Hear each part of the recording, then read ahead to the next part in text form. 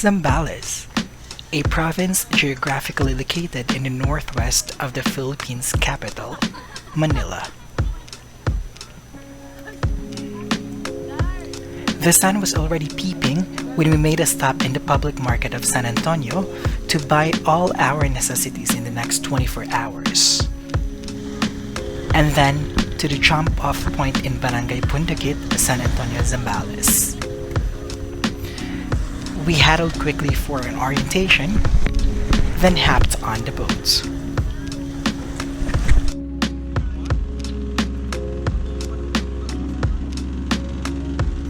The group we were assigned to, if my memory serves me right, was a group of students from PUP Bulacan.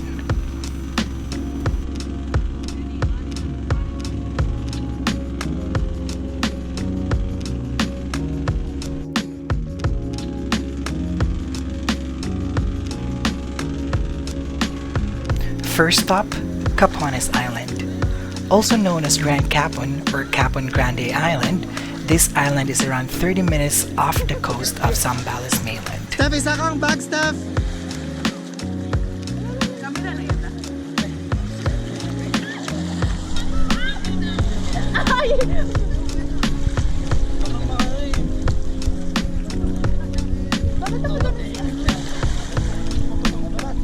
Meron kasi siya.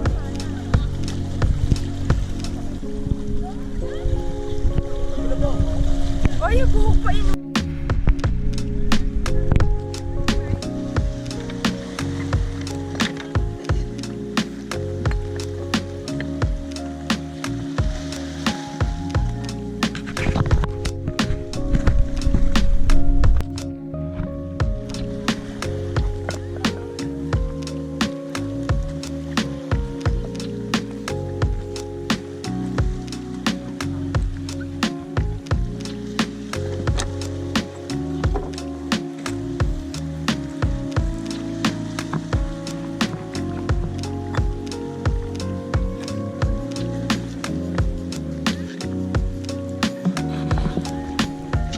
Lo!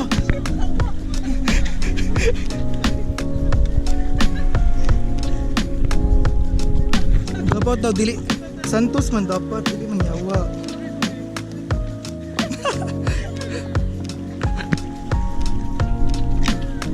Ano dira oy dili lisod dira.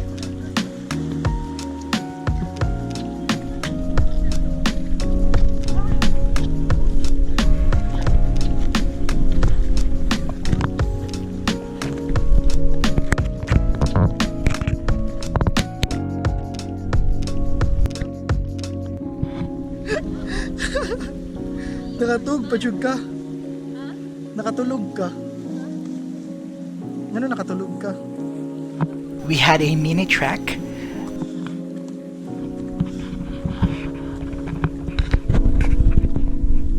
made a stop to take snaps of the panoramic view,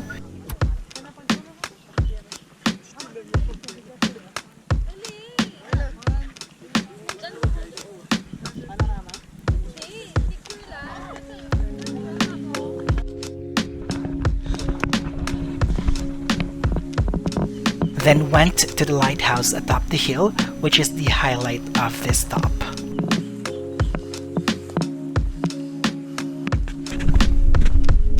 From the abandoned lighthouse, you can get a good view of the West Philippine Sea on one side and mainland Zambales on the other side.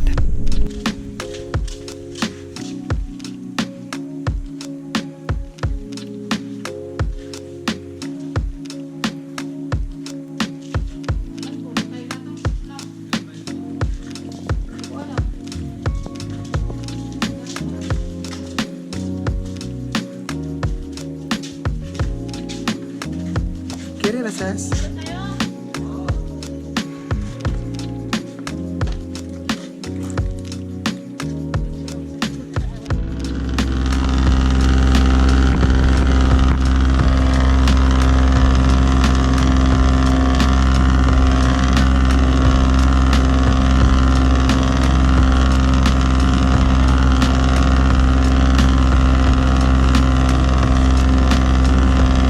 Second stop, Annawang Cove. Annawang Cove is a famous, if not the most famous cove in Zambales.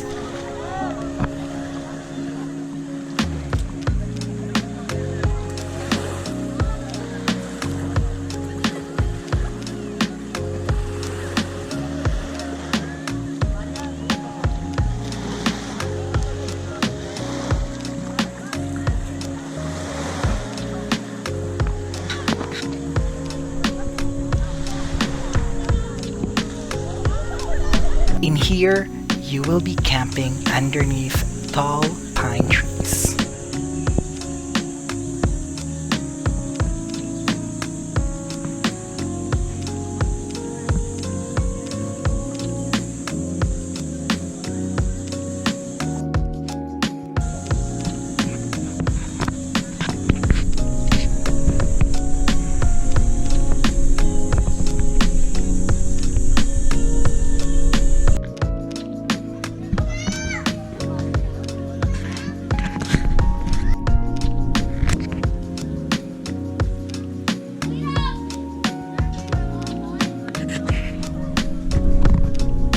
Then, Nexas Cove, where we camped overnight. Like the other coves, Nexas has volcanic sands too. Its water is blue-green.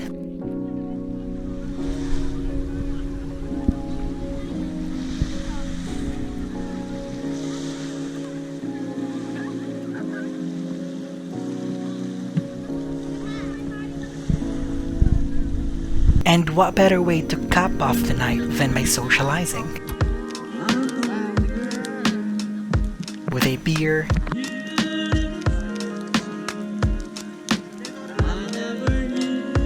and a campfire by the beach.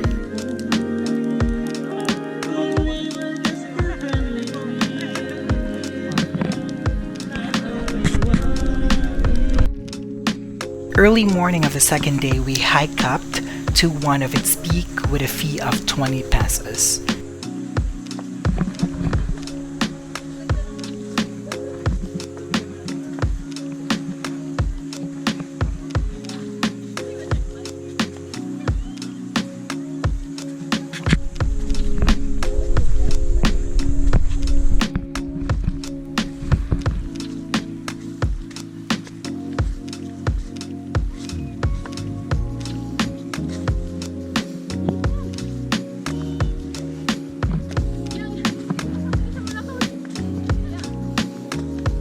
But instead of going all the way up to the peak, we stopped halfway through and took photos of ourselves with a scenic view as our background because there were too many people at the top. That is it for this weekend's throwback video. If you like this video, please do not forget to like, comment, and ultimately subscribe. See you next weekend. Vamos! Pero di kayo taga Nagsasa. Dayo lang po. Yung iba po taga rito, sir. Yung may mga campsite, yung mga taga rito. Pero kami tayo na. Kabila kami. Sa sulit, Nagbabangka lang kayo. Sila sa tawag nila. lakad lang kami sa bundok, sir. Ha? 6 hours po. Ha? Papunta dito. Mga mountaineer po kakabilang meron po. Dapat nakita niyo po sila sa bundok ng Mount Balikilan. Mababa po sila mga naka-flashlight na sila. Nakasabay nyo?